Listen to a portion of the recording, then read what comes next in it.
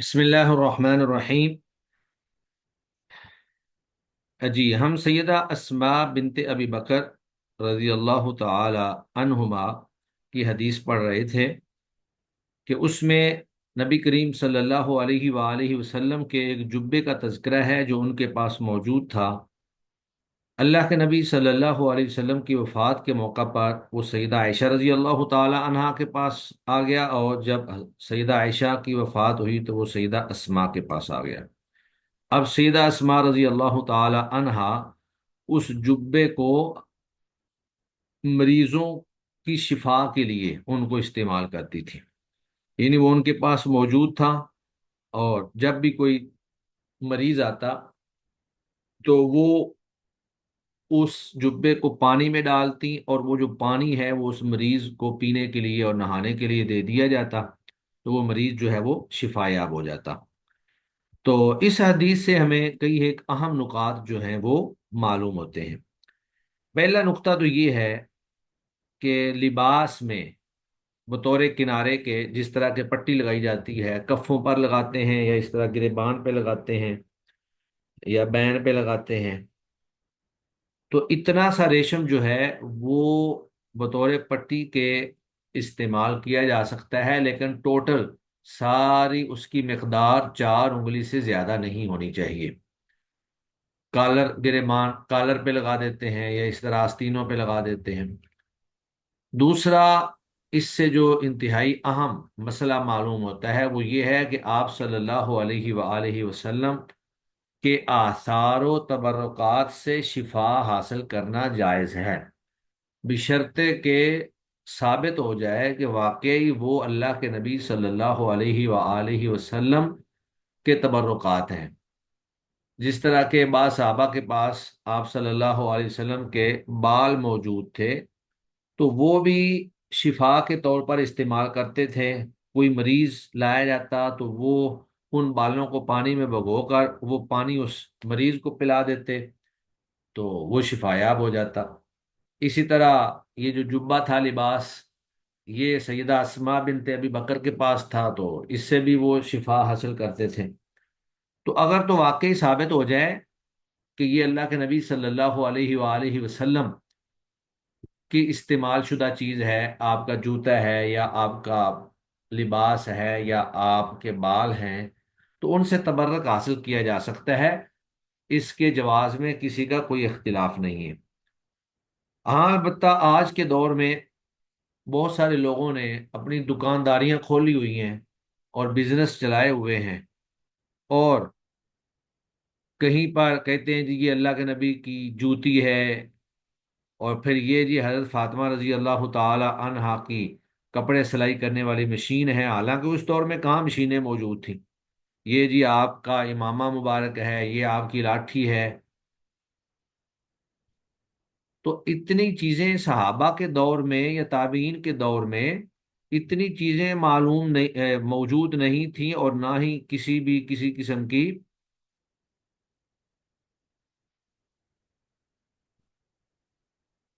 और ना ही किसी किस्म की वहां पर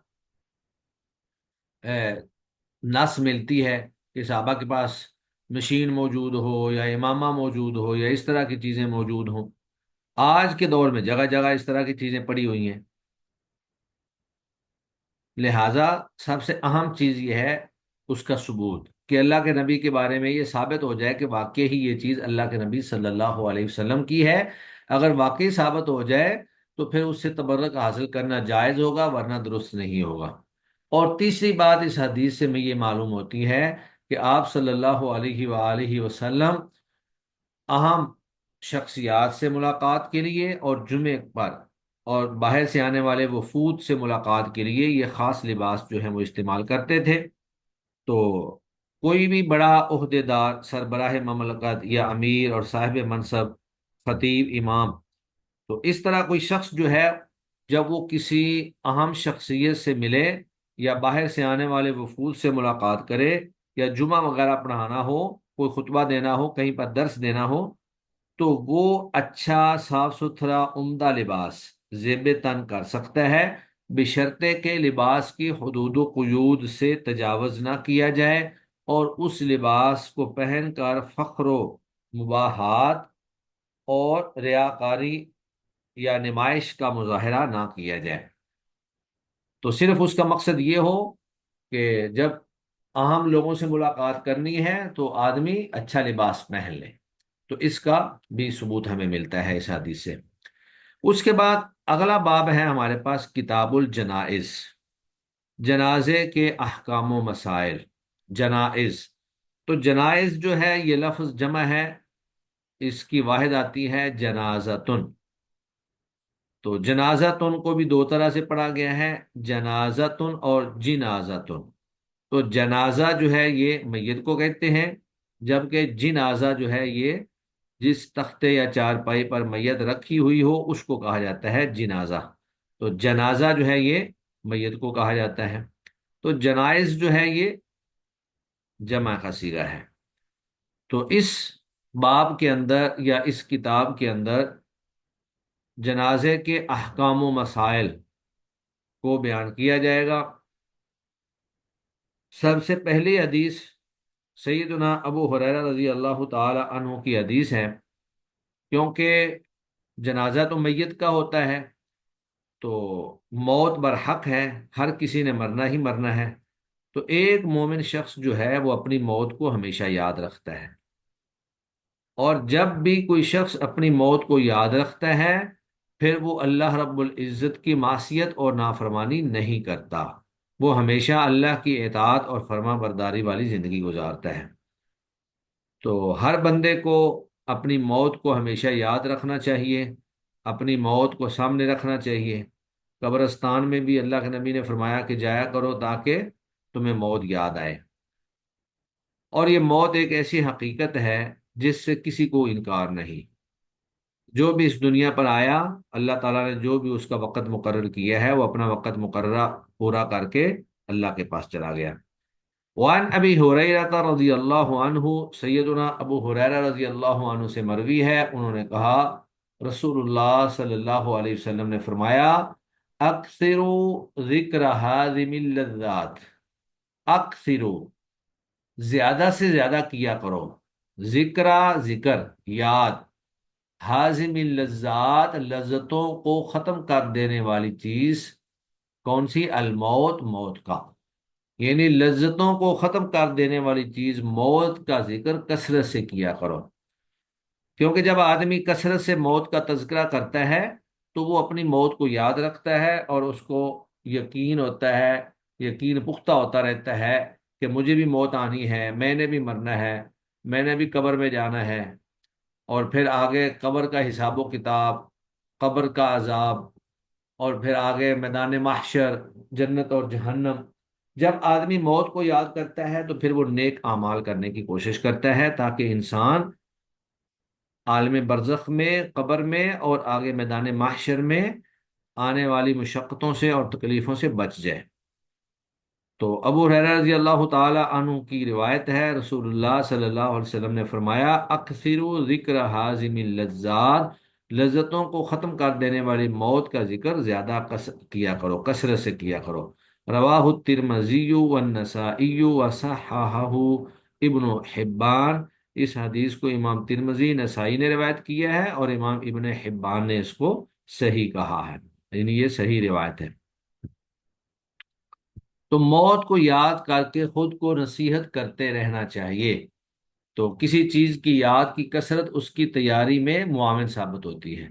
پھر موت کی یاد ہر لذت کے احساس کو ختم کر دیتی ہے، یعنی ایک آدمی جو لہو و لعب میں پڑا ہوا ہے، جب وہ موت کو یاد کرتا ہے تو پھر یہ لذت اور یہ لہو و لعب یہ سب کچھ ختم ہو جاتا ہے۔ پھر موت کی یاد کی وجہ سے انسان سنجیدہ ہو جاتا ہے اور اپنی غیر سنجیدگی کو، لا ابالی پن کو وہ ختم کر دیتا ہے اور موت کی تیاری کرنا شروع کر دیتا ہے۔ موت تو حقیقت ہے، موت نے تو آنا ہی آنا ہے، لیکن موت کی تمنا کرنا یہ پسندیدہ نہیں ہے۔ موت کی تمنا کرنے سے نبی کریم صلی اللہ علیہ وسلم نے منع فرمایا ہے۔ اس کی وجہ یہ ہے کہ موت کی تمنا کرنے کا مطلب یہ ہے کہ اللہ تعالیٰ نے آپ کو زندگی کی جو امانت سپرد کی ہے، آپ اس امانت کا بوجھ اٹھانے سے تنگ آ گئے ہیں اور آپ اس امانت کا بوجھ اٹھانے سے اپنے آپ کو مستغنی کرنا چاہتے ہیں۔ یہ زندگی ایک امانت ہے اللہ تعالیٰ کی، اور اس امانت کا صحیح استعمال یہ ہے کہ اللہ کی اطاعت، اللہ کی عبادت، اللہ تعالیٰ کے احکام اور شریعت کے مطابق اس کو گزارا جائے۔ اور اگر زندگی کے اندر آزمائشیں آ جائیں، تکلیفیں آ جائیں، مصیبتیں آ جائیں، تو انہیں خندہ پیشانی سے برداشت کیا جائے، موت کی تمنا نہ کی جائے۔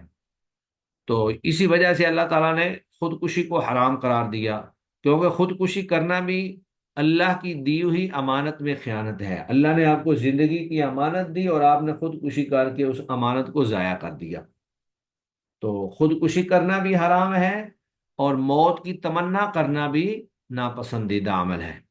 وعن انس رضی اللہ عنہ، سیدنا انس رضی اللہ عنہ سے مروی ہے، انہوں نے کہا رسول اللہ صلی اللہ علیہ وسلم نے فرمایا، لا یتمنین احدکم، ہرگز نہ تمنا کرے تم میں سے کوئی ایک، الموت، موت کی، کیونکہ موت کی تمنا اللہ کی امانت سے اپنے آپ کو، اپنی جان چھڑانے کی بات ہے۔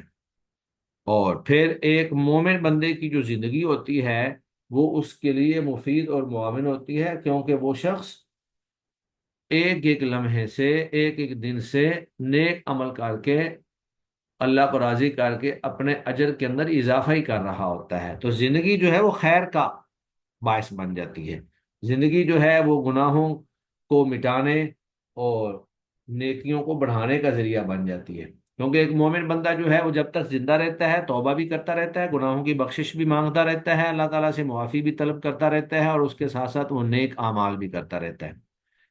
تو اس کے لیے گویا کہ زندگی جو ہے وہ برکت کا باعث ہے، نیکیوں میں اضافے کا باعث ہے، اور گناہوں میں کمی کا اور بخشش اور توبہ کا باعث ہے۔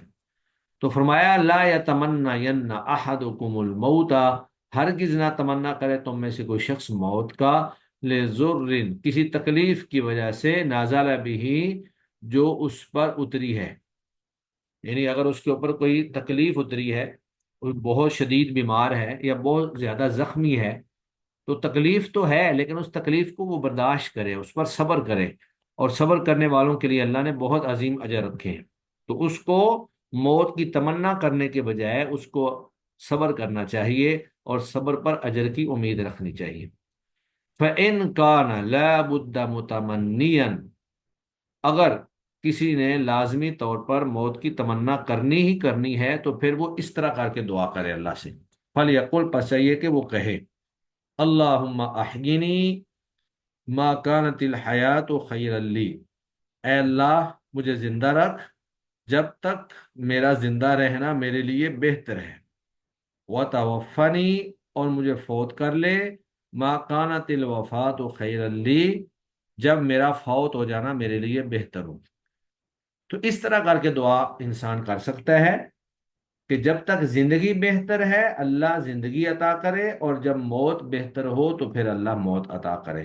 لیکن ایک بندہ یہ کہے کہ یا اللہ مجھے تو موت ہی آ جائے، میں مر کیوں نہیں جاتا، تو اس طرح کی خواہش اور اس طرح کی تمنا یہ درست نہیں ہے، کیونکہ اگر وہ بیمار ہے تو اس کی بیماری جو ہے وہ اس کے گناہوں میں کمی کا ذریعہ بن رہی ہے، اس کے درجات کی بلندی کا ذریعہ بن رہی ہے۔ تو کوئی بھی اس کے اوپر تکلیف اگر آئی ہوئی ہے، مصیبت آئی ہوئی ہے، تو وہ اس کے درجات کو بلند ہی کر رہی ہے، اس کو کم نہیں کر رہی۔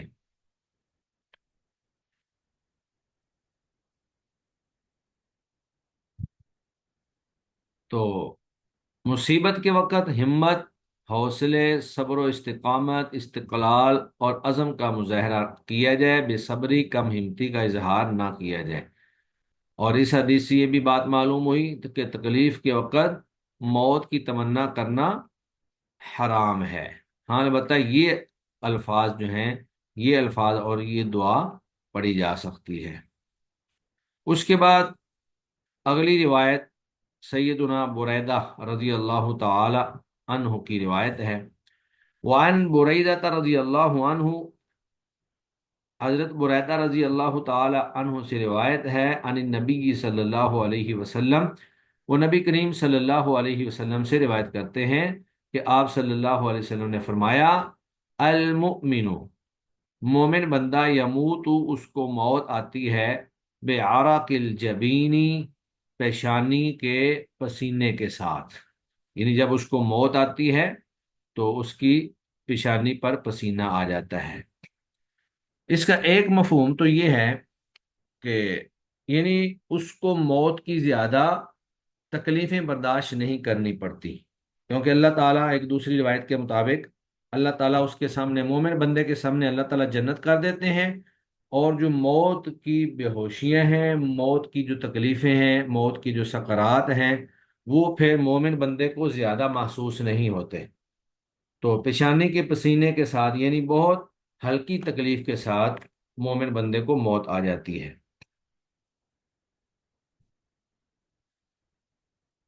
اور دوسرا، اس سے یہ بھی معلوم ہوتا ہے، ایک مفہوم یہ بھی ہے کہ موت میں ایک تکلیف اور مشقت ہے جو ہر کسی کو آنی ہی آنی ہے، بے شک وہ اللہ کا نیک بندہ ہو، بے شک وہ اللہ کا نبی ہو۔ جس طرح نبی کریم صلی اللہ علیہ وآلہ وسلم کی موت کے وقت بھی آپ کو ان سقرات اور تکالیف کا سامنا کرنا پڑا، کہ سیدہ عائشہ فرماتی ہیں کہ اس کے بعد پھر کسی بھی مومن کی موت پر سقرات جو ہے وہ میرے لیے ہلکی ہو گئی۔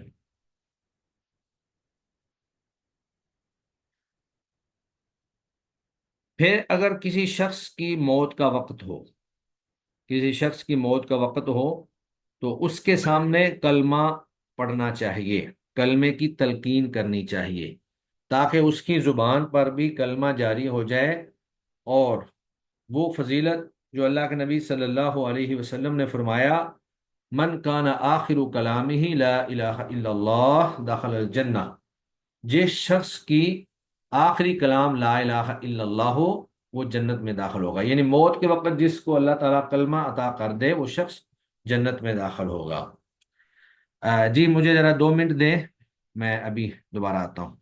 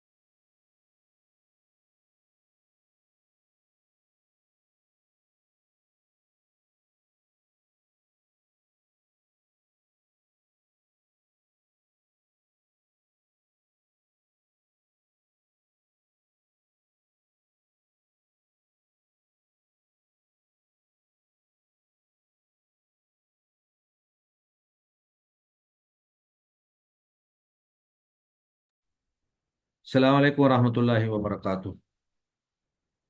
जी, वो असल में मस्जिद में सफाई करने वाला आया था, मस्जिद की ना कालीन हमने धुलवाने थे, तो मैं ज़रा उनको काम बता रहा था। चले जी। तो अगर किसी की मौत का वक्त हो चुका है और आपको महसूस हो रहा है कि अभी उसकी मौत का वक्त हो चुका है, तो उसके सामने कलमा की जो है ना, उसको कलमा की तलकीन करना। एक है कलमा की तलकीन करना और एक है कलमा पढ़ना। तो एक मोमिन बंदे के सामने तो कलमा की तलकीन होगी। तलकीन का मतलब ये है कि उसके सामने आप कलमा पढ़ना शुरू कर दें, तो आपको सुनकर वो भी कलमा पढ़ना शुरू कर देगा। उसको हुक्म नहीं दिया जाएगा, कलमा पढ़ने का हुक्म नहीं दिया जाएगा, क्योंकि मौत की सकरात और तकलीफ ऐसी होती है कि बसा औक़ात इंसान तकलीफ के अंदर किसी चीज का आगे से रद्द भी कर देता है। आप अगर हुक्मन कहेंगे कि कलमा पढ़ो, तो वो आगे से कह दे जी मैं तो कलमा नहीं पढ़ता, तो ये फिर उसके लिए एक बुरी बात हो गई। तो कलमा तो उसने पढ़ा ही हुआ है, कलमा गो है, तो आप उसके सामने कलमा पढ़ेंगे, तो अगर उसके मुकद्दर में होगा तो वो कलमा पढ़ना शुरू कर देगा। और अगर वो कलमा नहीं भी पढ़ता, तो चूंकि वो कलमा गो मुसलमान है, तो उसका हशर मुसलमानों वाला ही होगा। लेकिन अगर कोई शख्स काफिर है, कलमा नहीं पढ़ता, तो उसको कलमा पढ़ने का हुक्म दिया जाएगा। जिस तरह नबी करीम सल्लल्लाहु अलैहि वसल्लम भी, एक नौजवान जो मरने के करीब था, यहूदी नौजवान था, अल्लाह के नबी उसकी इयादत के लिए गए, तो अल्लाह के नबी ने उसको कहा कि तुम कलमा पढ़ो। तो उसने अपने बाप की तरफ देखा, तो उसके बाप ने कहा कि ठीक है, जो मोहम्मद सल्लल्लाहु अलैहि वसल्लम कह रहे हैं आप कर लो। तो उसने कलमा पढ़ लिया और उसके बाद ही उसकी मौत हो गई। तो कलमा पढ़कर वो जन्नत का वारिस बन गया, क्योंकि निजात के लिए कलमा जरूरी है। इस तरह अल्लाह के नबी ने अपने चचा अबू तालिब से कहा कि आप मेरे कान में बेशक कलमा पढ़ दो, तो मैं आपकी बख्शिश करवा लूंगा। लेकिन उसके मुकद्दर में निजात नहीं थी, बख्शिश नहीं थी, तो उसने कलमा नहीं पढ़ा। तो काफिर को कलमा पढ़ने का हुक्म दिया जाएगा। हुक्म इसलिए दिया जाएगा क्योंकि अगर वो कलमा पढ़ लेता है तो उसकी आखिरत संवर जाएगी। और अगर वो कलमा नहीं भी पढ़ता, तो फिर भी वो कौन सा पहले मुसलमान है। यानी अगर वो इनकार कर भी देता है, तो उसके इनकार की वजह से उसको कोई नुकसान नहीं है, वो पहले ही काफिर था। लेकिन एक मोमिन बंदा जो है, अगर वो इनकार कर देता है मौत की सकरात की वजह से, मौत की तकालीफ की वजह से, तो फिर उसके लिए ये नुकसानदेह बात है। तो किसी भी मुसलमान के सामने जब उसकी मौत का वक़्त आ जाए, तो कलमा खुद पढ़ना शुरू कर दे, तो वो आपका कलमा सुनकर उसकी जुबान पे भी कलमा आ जाएगा। लेकिन उसको हुक्म ना दिया जाए या उस पर सख्ती ना की जाए, कहीं ऐसा ना हो कि वो आगे से कह दे जी मैं तो नहीं कलमा पढ़ता। तो वान अबी सईद व अबी हुरैरता रज़ी अल्लाह तआला अन्हुमा, सैयदुना अबू सईद खुदरी रज़ी अल्लाह तआला अन्हु और अबू हुरैरा रज़ी अल्लाह अन्हु, इन दोनों सहाबा से रिवायत है। क़ाला, इन दोनों ने कहा, क़ाला रसूलुल्लाह सल्लल्लाहु अलैहि वसल्लम, रसूलुल्लाह सल्लल्लाहु अलैहि वआलिहि वसल्लम ने फरमाया, लक्किनू मौताकुम, तुम तलकीन करो अपने मरने वालों को। यहाँ मौताकुम से मुर्दे नहीं है, मरने वाले जो करीबुल मर गए हैं। लकीनो मौताकुम, तुम तलकीन करो अपने मरने वालों को, ला इलाहा इल्लल्लाह, ला इलाहा इल्लल्लाह पढ़ने की। रवाहु मुस्लिमुन, इस हदीस को इमाम मुस्लिम ने रिवायत किया है, वल अरबाअतु, और चारों आइम्मा ने रिवायत किया है। तो मरने वाले को कलमा की तलकीन करना ये एक मशरू अमर है। हाँ, अलबत्ता काफरों को हुक्म दिया जाएगा कि वो कलमा पढ़ें। अगर वो पढ़ लेते हैं तो अल्लाह उनकी भी बख्शिश कर सकते हैं। इसी तरह मरने वाले के पास सूरह यासीन की तिलावत। तो इस रिवायत की सनद में अहले इल्म का इख्तिलाफ है। बाज़ कहते हैं कि ये रिवायत सही है, जिस तरह इसको इमाम इब्ने हिब्बान ने सही करार दिया है, जबकि बाज़ के नज़दीक ये रिवायत ज़ईफ है।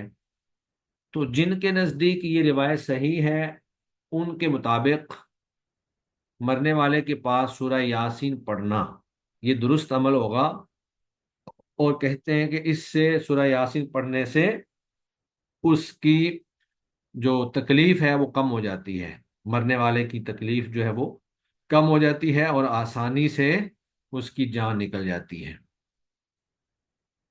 تو جو کہتے ہیں کہ یہ حدیث صحیح نہیں ہے، اب چونکہ جب حدیث ہی ثابت نہیں تو پھر اس کے اوپر عمل بھی نہیں ہوگا، لہذا ان کے نزدیک کسی بھی مرنے والے کے پاس سورہ یاسین پڑھنے کا کوئی فائدہ نہیں ہے۔ وعن معقل بن یسار، سیدنا معقل بن یسار،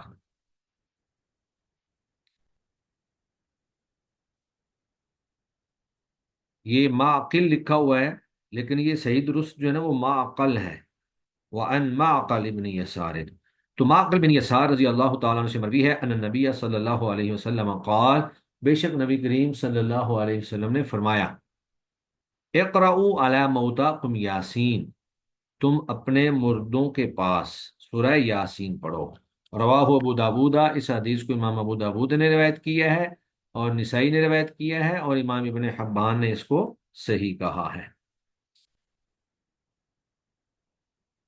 اس کے بعد سیدہ ام سلمہ رضی اللہ تعالی عنہ سے مروی ہے، وعن ام سلمہ رضی اللہ عنہا قالت، سیدہ ام سلمہ رضی اللہ تعالی عنہا سے مروی ہے، انہوں نے کہا، داخل رسول اللہ صلی اللہ علیہ وسلم علی ابی سلمہ، اللہ کے نبی ابو سلمہ پر داخل ہوئے، یعنی ان کا موت کا وقت تھا یا وہ فوت ہو چکے تھے۔ وقد شق بصرہ، اور ان کی آنکھیں جو ہیں وہ کھلی رہ گئی تھیں، یعنی فوت ہو چکے تھے۔ فَأَغْمَزَهُ، تو آپ صلی اللہ علیہ وسلم نے ان کو بند کر دیا، ابھی ابھی فوت ہوئے تھے۔ ثم قال، پھر آپ نے فرمایا، ان الروح، بے شک روح، اذا قبض، جب قبض کی جاتی ہے، اتبعہ البصر، تو آنکھ اس کا پیچھا کرتی ہے، یعنی جب بدن سے روح نکل کر آسمان کی طرف جاتی ہے تو آنکھ اس کو دیکھتی ہے، اس کا پیچھا کرتی ہے۔ فَضَجَّ نَاسٌ مِّنْ أَهْلِهِ، تو جب اللہ کے نبی نے یہ بتایا کہ یہ تو فوت ہو چکے ہیں اور ان کی روح جو ہے وہ قبض ہو چکی ہے، تو ان کے گھر والوں کی چیخ و پکار بلند ہوئی، انہوں نے رونا شروع کر دیا۔ فقال، آپ صلی اللہ علیہ وسلم نے فرمایا، لا تدعوا علی انفسکم الا بخیر، تم اپنی جانوں کے خلاف صرف دعائے خیر ہی کرو، بہتر ہی اپنے لیے دعا کرو۔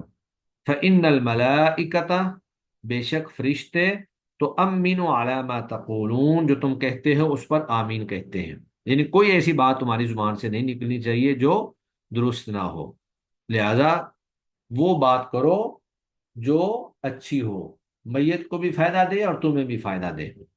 ثم قال، پھر فرمایا، اللہم اغفر لأبی سلمہ، کہ اے اللہ ابو سلمہ کو معاف فرما دے، ورفع درجتہ فی المہدیین، اور ہدایت یافتہ لوگوں میں بلند کر دے اس کے درجات کو، وافسح لہ فی قبرہ، اور اس کی قبر کو فسیح کر دے، کھلا کر دے، کشادہ کر دے، ونور لہ فیہ، اور اس کے لیے قبر کے اندر روشنی فرما دے، وخلفہ فی عاقبہ، اور تو پیچھے اس کے ورثاء میں تو ان کا نائب بن جا، تو ان کا کفیل بن جا۔ رواہ مسلم، اس حدیث کو امام مسلم نے روایت کیا ہے۔ تو اس حدیث سے ہمیں یہ بات معلوم ہوتی ہے کہ جب کسی انسان کی روح نکل جائے تو اس کی آنکھوں کو بند کر دینا چاہیے، اس کے ہاتھ وغیرہ سیدھے کر دیے جائیں، اسی طرح اس کے منہ کو بند کر دیا جائے، اور اس کے لیے اچھی اچھی دعائیں کی جائیں۔ جی، آج کا ہمارا لیکچر اتنا ہی ہے۔ آپ لوگ چونکہ سوالات کے حوالے سے پوچھ رہے تھے تو اگر کوئی سوال ہے تو پوچھ لیں۔ جی، جی سر، مبشر خان میرے ہیں صاحب۔ کوشچن۔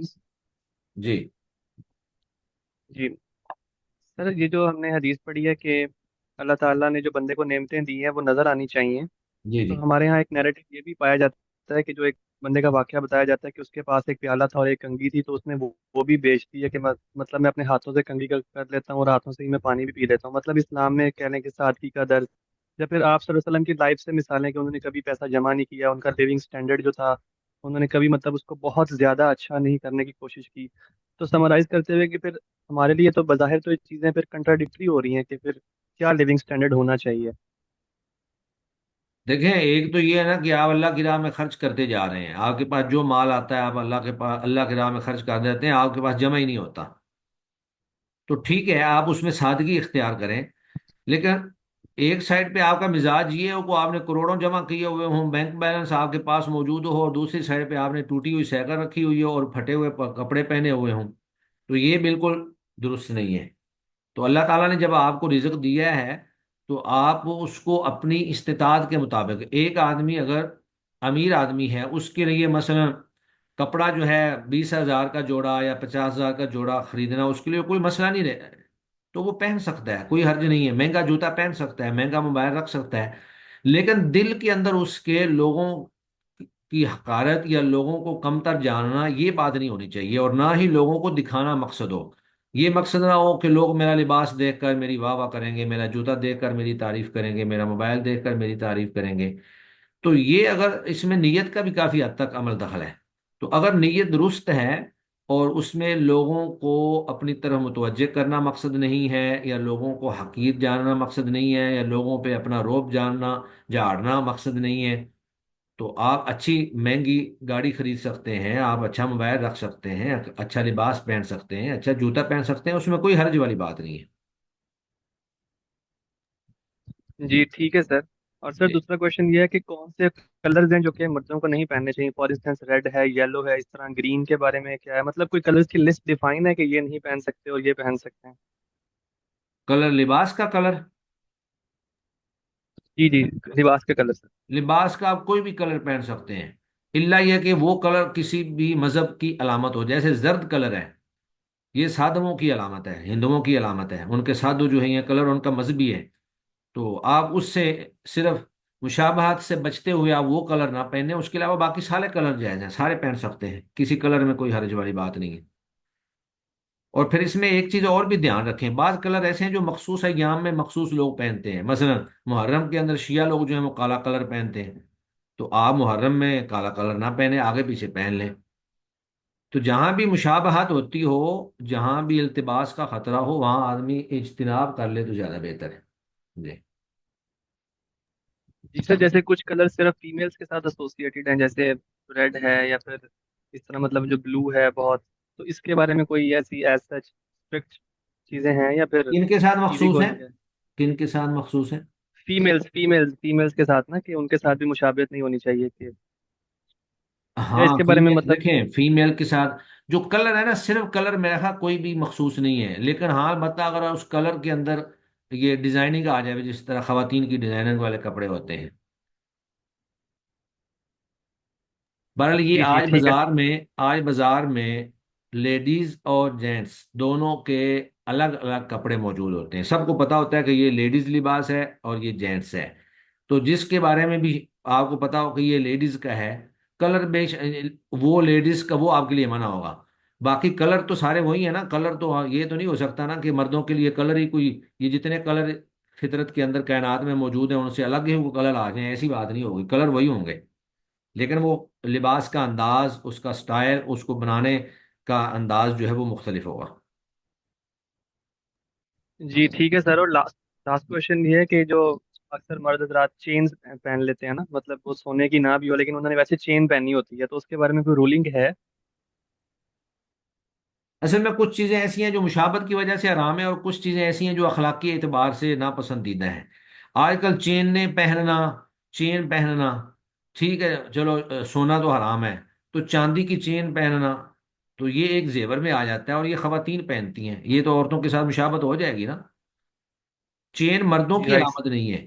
مرد گھڑی پہن سکتے ہیں، انگوٹھی پہن سکتے ہیں، یہ چیزیں مردوں کے لیے ہیں. اب آدمی کو یہ کہا کہ چلیں جی میں سونا تو نہیں پہنتا لیکن میں کانوں کے اندر کوئی چیز ڈال لیتا ہوں، میں ناک کے اندر کوئی چیز ڈال لیتا ہوں، تو ایسی ایسی چیزیں جو عورتوں کے ساتھ خاص ہیں، وہ چیزیں بے شک وہ سونا نہ بھی ہوں وہ پھر بھی نہیں جائز، وہ مشابہت کی وجہ سے حرام ہو جائیں گی. جی ٹھیک ہے، جزاک اللہ سر. ہاں چلیں جی. جی، اور کسی کے پاس کی کوشچن؟ اچھا، دوسری بات یہ ہے کہ ہمارا الحمدللہ مڈ ٹرم مکمل ہو گیا ہے. اور آپ لوگوں کو اسائنمنٹس میں نے دی تھیں، آپ لوگوں میں سے کون کون جو ہے وہ اپنی اسائنمنٹ مکمل کر چکے ہیں؟ جی، سر انشاءاللہ آج ہو جائے گی۔